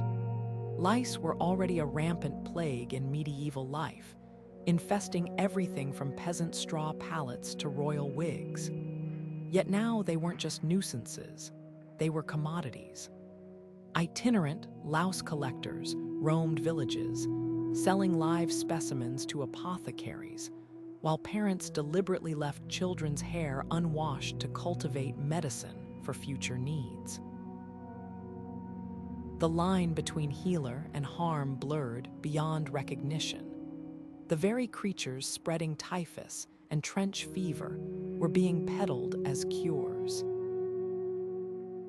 The tragic irony: some jaundice remedies of the era did contain real medicine, like dandelion or milk thistle, plants we now know support liver function. But buried under layers of superstition, these accidental truths were drowned out by the buzz of more symbolic solutions.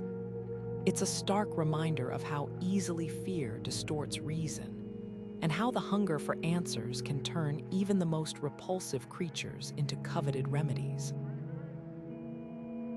Yet for all its absurdity, the louse prescription reveals something oddly human: the relentless drive to find patterns, even where none exist. When faced with the unknown, we'll cling to any thread of logic, no matter how thin. And in the flicker of that hope, a yellow bug becomes a golden ticket, a tiny, terrible testament to the lengths we'll go to cheat death. In the blood-soaked sands of Roman amphitheaters, spectators didn't just cheer for entertainment, they scrambled for medicine. When a gladiator fell wounded, epileptics in the crowd would rush forward, cups in hand, to catch the still warm blood gushing from his injuries. This wasn't mere spectacle. It was a desperate bid for healing, rooted in the belief that a warrior's vitality could be swallowed like a tonic. By the Middle Ages, the practice had morphed into something even darker. With no gladiators left to bleed, executioners became the new apothecaries, selling drafts of freshly spilled criminal blood to trembling patients, convinced it would calm their seizures. The logic behind this ghastly remedy was a twisted mix of symbolism and superstition. Gladiators were seen as embodiments of strength and virility, their life force so potent that even in death, it could overpower disease. Criminals, meanwhile, were thought to harbor a different kind of power. Their sudden, violent ends supposedly locked their vitality at its peak, making their blood a concentrated elixir. Physicians prescribed it like wine, directing patients to drink immediately after the execution, before the blood could cool and lose its potency. Some even that the condemned should meet their end facing upward, so their life essence would surge toward the heavens and into waiting cups. What's chilling isn't just the practice itself, but how stubbornly it persisted. Records from 16th century Germany describe epileptics crowding hangings, paying executioners extra for first draw privileges. In England, the blood of pirates, seen as especially fierce, commanded premium prices. And when skeptics questioned the remedy's efficacy, proponents pointed to the occasional patient whose seizures lessened after ingestion.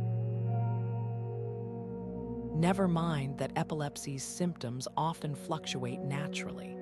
Confirmation bias turned coincidence into proof. The placebo effect likely played a role too. A sufferer who truly believed in the cure might experience fewer seizures simply because stress, a known trigger, was eased by their unwavering faith in the ritual. The irony: this remedy's legacy lingers in modern language. The word salutary comes from the Latin salus, meaning both health and salvation, a nod to the ancient link between spilled blood and healing. Even today, phrases like young blood to describe vitality echo this archaic belief. Yet the real tragedy lies in what the practice reveals about medicine's darkest impulse: the willingness to sacrifice the reviled for the sake of the suffering. When no other hope remained, even the most grotesque cure could seem merciful. But if drinking blood seems extreme, wait until you hear what medieval healers did with the one ingredient they believed could outmatch even a gladiator's strength. A substance so precious, it was worth more than gold. If you were losing your hair in medieval Europe, the cure wasn't found in a potion or a prayer. It was perched right on top of a rooster's head. The fleshy red comb, that iconic crown of poultry, became the era's most bizarre anti-balding treatment, sliced fresh from the bird and pressed onto scalps like some kind of grotesque hair transplant. The logic was as simple as it was desperate. If a rooster's comb looked vaguely like tufts of human hair, surely slapping it onto a bald spot would trick the body into regrowing its own. Manuscripts detail elaborate rituals, combing the rooster's crest with herbal oils before application, or chanting incantations to activate its hair-summoning powers. Wealthy nobles paid top coin for combs from particularly vibrant birds, while peasants made do with scrawny farmyard specimens, all clinging to the same improbable hope. This wasn't just folk medicine. It was the doctrine of signatures in action yet again, the belief that nature marked remedies with visible clues. Red equaled vitality, the comb's texture mimicked hair follicles, and roosters themselves symbolized virility. Never mind that the comb was just cartilage and blood vessels. To the medieval eye, its resemblance to thinning hair made it a cosmic signpost. Apothecaries sold dried combs by the jar, and traveling healers touted rooster cures at fairs, where balding men lined up to endure the sticky, stinging application. The more theatrical the healer, the more convincing the illusion. Some even plucked feathers from the rooster mid-ceremony, claiming the bird's essence was transferring to the patient. The grim reality: not only did these treatments fail, they often made things worse. Fresh combs could introduce bacteria to the scalp, causing infections that led to even more hair loss. Dried combs, ground into powders and mixed with vinegar, did little beyond staining the skin an unnatural pink. Yet the practice endured for centuries, fueled by the same desperation that drives modern snake oil sales. When a nobleman's hairline receded further after months of rooster treatments, the blame fell on the patient. Perhaps he hadn't applied the comb at the right lunar phase, or maybe his humors were too stubborn. The remedy itself was never questioned. What's haunting is how this belief mirrored deeper anxieties about aging and masculinity. Baldness wasn't just cosmetic. It signaled lost vigor, a slide toward irrelevance in a world that prized youth and strength.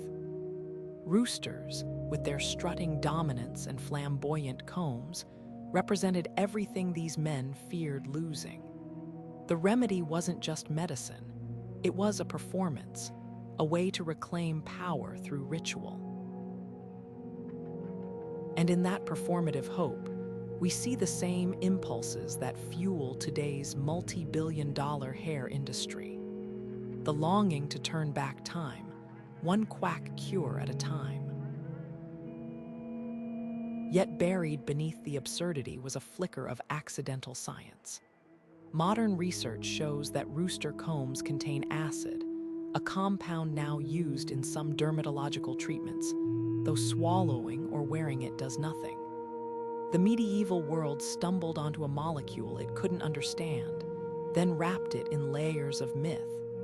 It's a pattern that repeats across history. A kernel of truth, distorted by hope, becomes something stranger than fiction. And if smearing poultry parts on your head seems extreme, just wait until you hear what they did with the rest of the bird. Because in medieval medicine, no creature was safe from the healer's knife. Ever wake up with a toothache and blame yesterday's barefoot stroll through the house? In the medieval world, that connection wasn't just a quirk, it was medical fact. Physicians swore that cold feet could trigger excruciating tooth pain, prescribing woolen socks as fervently as we might recommend painkillers. This wasn't just old wives' advice.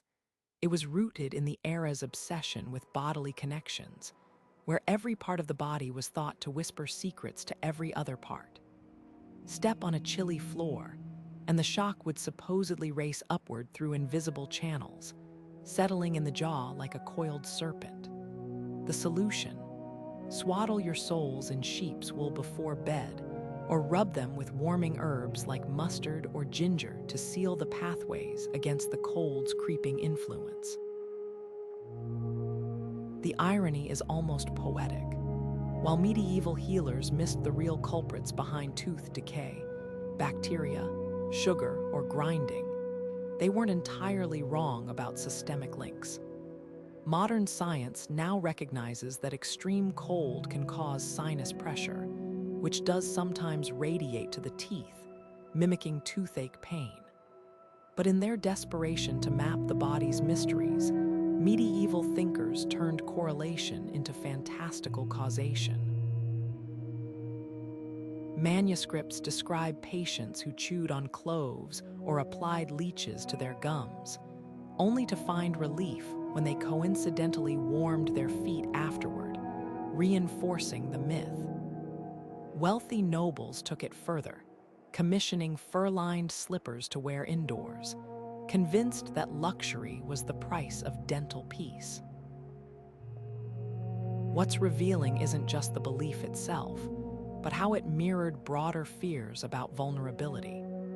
Bare feet symbolized exposure to the elements, to disease, even to evil spirits.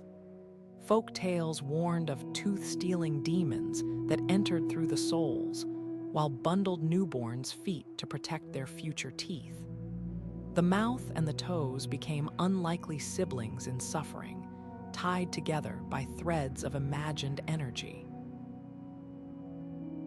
And when the woolen socks inevitably failed to prevent cavities, the blame shifted.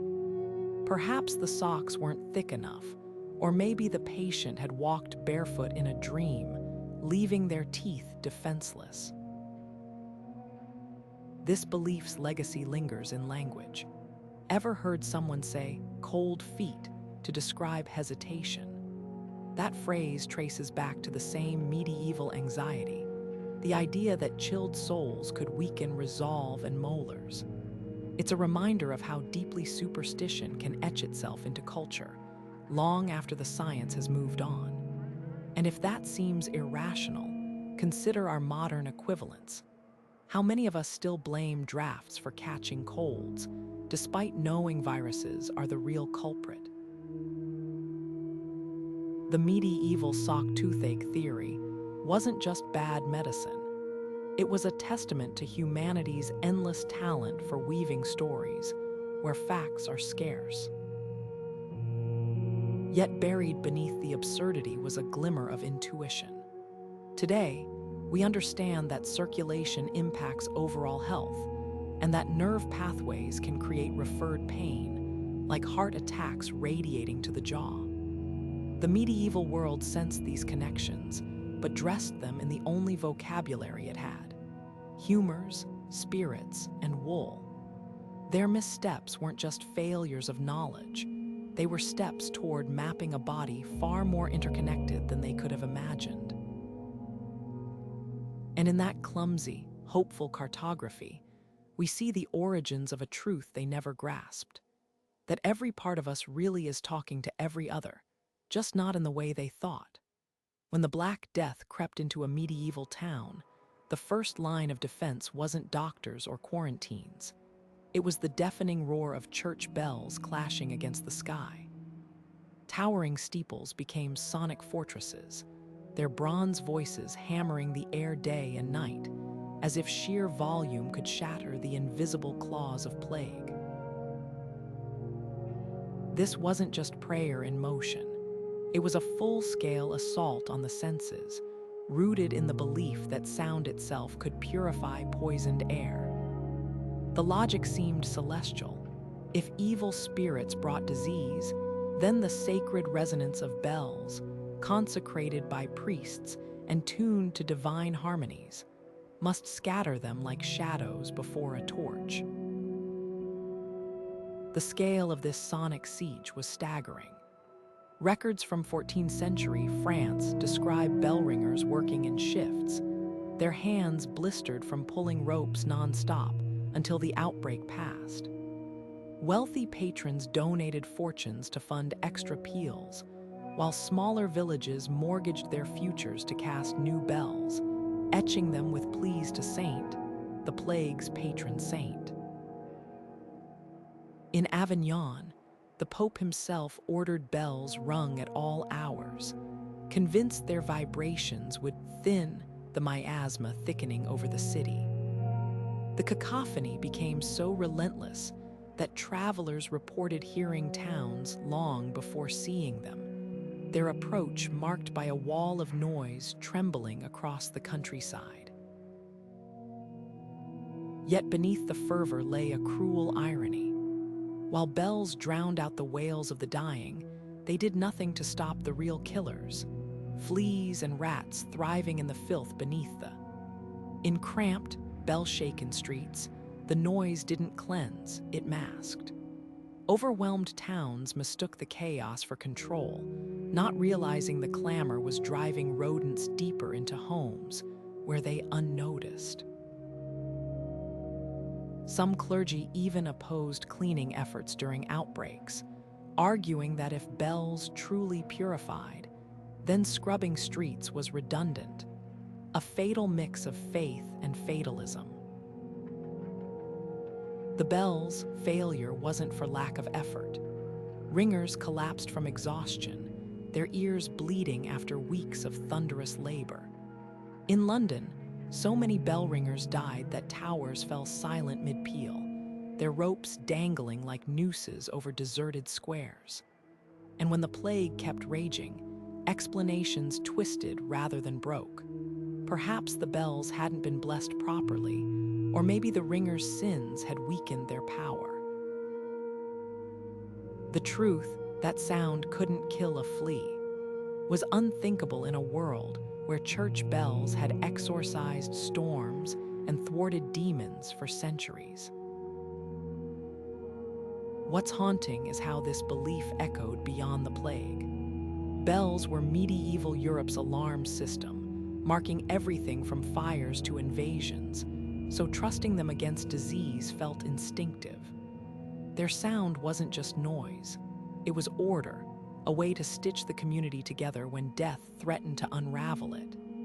Even as carts piled with bodies rattled past, the bells kept ringing, not because they worked, but because silence meant surrender. And in that relentless pealing, we hear something profoundly human: the refusal to let terror have the last word, even when the only weapon left was noise. If you were bitten by a venomous snake in the Middle Ages, the first thing a healer might reach for wasn't an herb or a knife. It was a live toad. still wriggling in protest as it was pressed firmly against your wound. This wasn't just a folk remedy. It was a widespread medical practice rooted in the belief that toads acted like living sponges, their cold, pebbled skin somehow sucking poison straight from the body. The logic seemed almost poetic, since toads inhabited damp, shadowy places, environments medieval minds associated with corruption and decay. Surely they must possess some innate power to draw out toxins.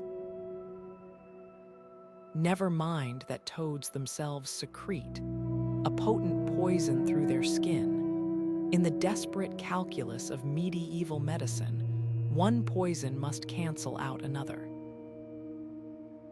The ritual was as precise as it was perilous. Manuscripts describe healers selecting specific toads. Older, larger specimens were prized for their experience, as if years spent lurking under logs made them better venom sponges. The creature would be held against the bite for hours, sometimes bound in place with cloth strips to maximize contact. Wealthy patients might receive a toad rubbed with precious oils or herbs, while peasants made do with whatever croaked within grabbing distance. And when the toad eventually stiffened in death, that was celebrated as proof it had worked, its sacrifice absorbing the patient's lethal burden. The grim reality, any temporary relief felt was likely due to the placebo effect, or worse, the onset of paralysis from the toad's own toxins seeping into the wound. What's chilling is how this belief persisted despite mounting evidence of its danger. Travelers returning from the Middle East reported that Arabian physicians used dried toad skins as poison antidotes, a practice that may have inspired the European version, but omitted the crucial detail that those toads were thoroughly processed to neutralize their toxins. In Europe, where folk medicine favored raw, immediate applications, no such precautions were taken. Accounts from monastic hospitals describe patients convulsing not from snake venom, but from toad secretions entering their bloodstream, their symptoms misdiagnosed as the original poison, fighting its way out. Even when faced with these disasters, healers doubled down. Perhaps the wrong species of toad had been used, or maybe the patient hadn't held it long enough.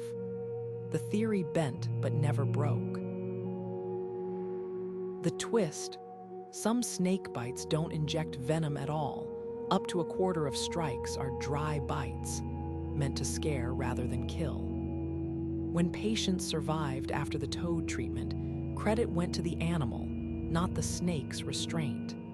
And when they died, blame fell on the venom's potency rather than the amphibian's contribution. This circular logic kept the practice alive for centuries, woven into the same tapestry of superstition that saw toads as everything from familiars of witches to ingredients in love potions. Yet buried beneath the horror is a sliver of twisted intuition. Modern science now knows certain toad toxins do interact with snake venom, just not helpfully, can amplify hemorrhaging or paralyze muscles, speeding up its effects.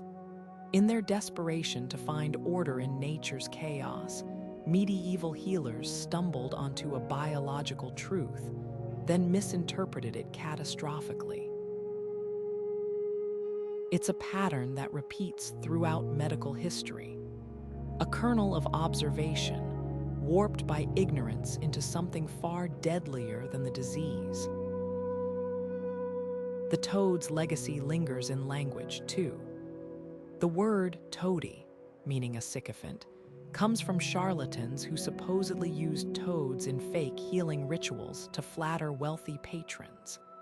And in some folk traditions, dried toad skins are still hung in homes to absorb bad luck, a silent echo of that ancient, lethal faith in their power.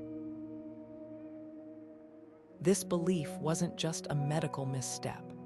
It was a mirror held up to humanity's darkest impulse, to believe that suffering can be passed like a baton, even if the one catching it is an unwilling, doomed creature. If your neck swelled with a goiter in medieval Europe, the cure might have come not from a doctor's satchel, but from a jeweler's display. Amber, that golden fossilized resin prized for its warmth and glow, wasn't just decorative. It was prescribed as a medical necessity, draped around throats to ward off the unsightly and often painful swellings of thyroid disease.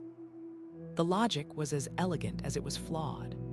Since amber felt warm to the touch and goiters were thought to stem from cold humors congesting the throat, wearing it close to the skin must restore balance.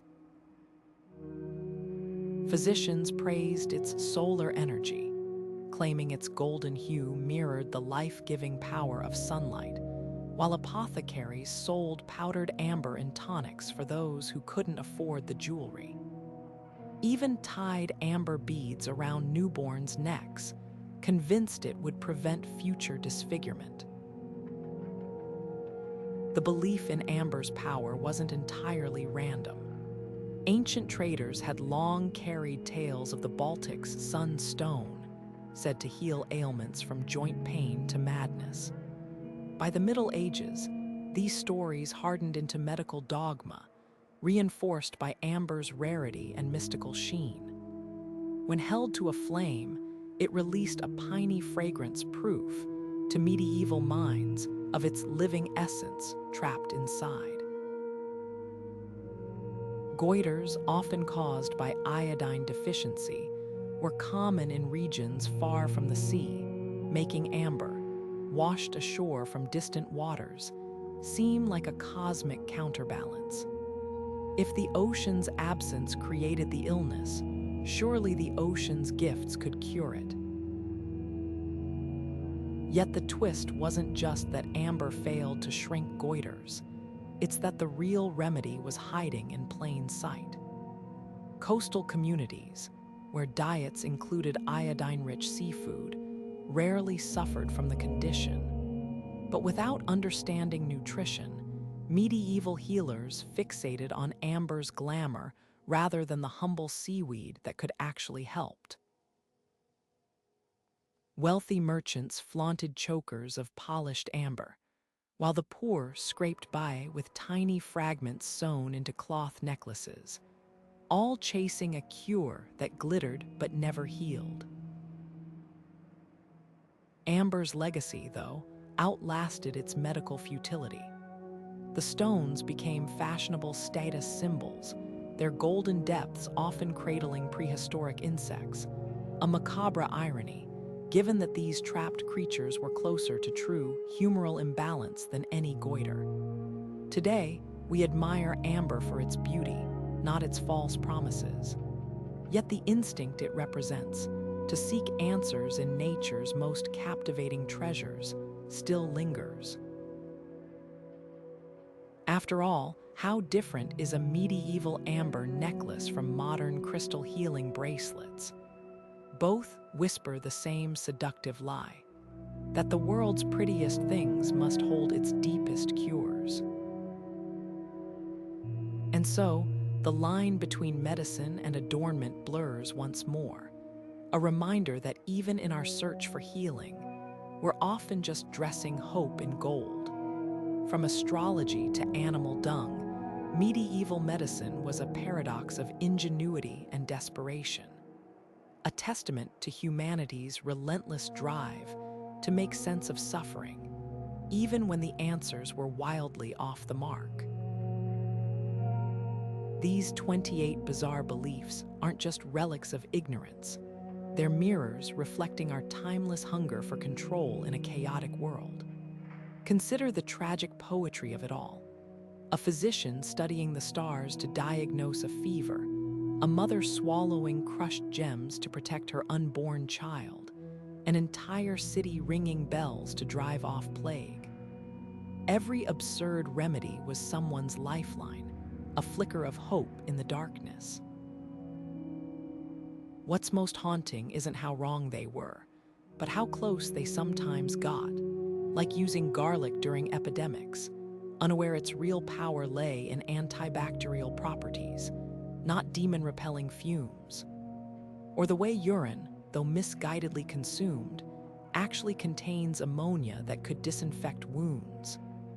Even the humor's theory, for all its flaws, recognized that the body's systems were interconnected, a truth modern medicine now maps with precision. The medieval world groped toward understanding, armed with metaphors instead of microscopes, weaving elaborate stories to explain what they couldn't yet see. Yet these beliefs weren't harmless. They could be deadly, from bloodletting that weakened already frail patients to mummy powder that poisoned more than it cured. And they reveal a darker pattern, how easily authority, whether ancient texts or royal decrees, can cement bad ideas into dogma. For centuries, dissenting voices were dismissed, patients blamed for failed treatments, and progress stalled by the weight of tradition. It's a cautionary tale that echoes in our own era of misinformation, where old myths often resurface in new disguises. So the next time you chuckle at the thought of wearing a dead man's shoes for gout, pause and ask, what future generations might find just as baffling about our medicine? Our obsession with fad diets, our over-reliance on antibiotics, even our faith in technology's infallibility. Could these be the medieval dung remedies of tomorrow? History rarely judges kindly, but it does offer clarity. The path to truth is littered with discarded certainties. Which of these 28 beliefs left you stunned? Was it the king's touch, the lice smoothies, or the owli tonics that made you grateful for modern science? Drop your thoughts below. And if you've enjoyed this dive into the strange and startling past, hit subscribe for more adventures where history's corners come to life. After all, the past isn't just a story. It's a reminder of how far we've wandered and how much further there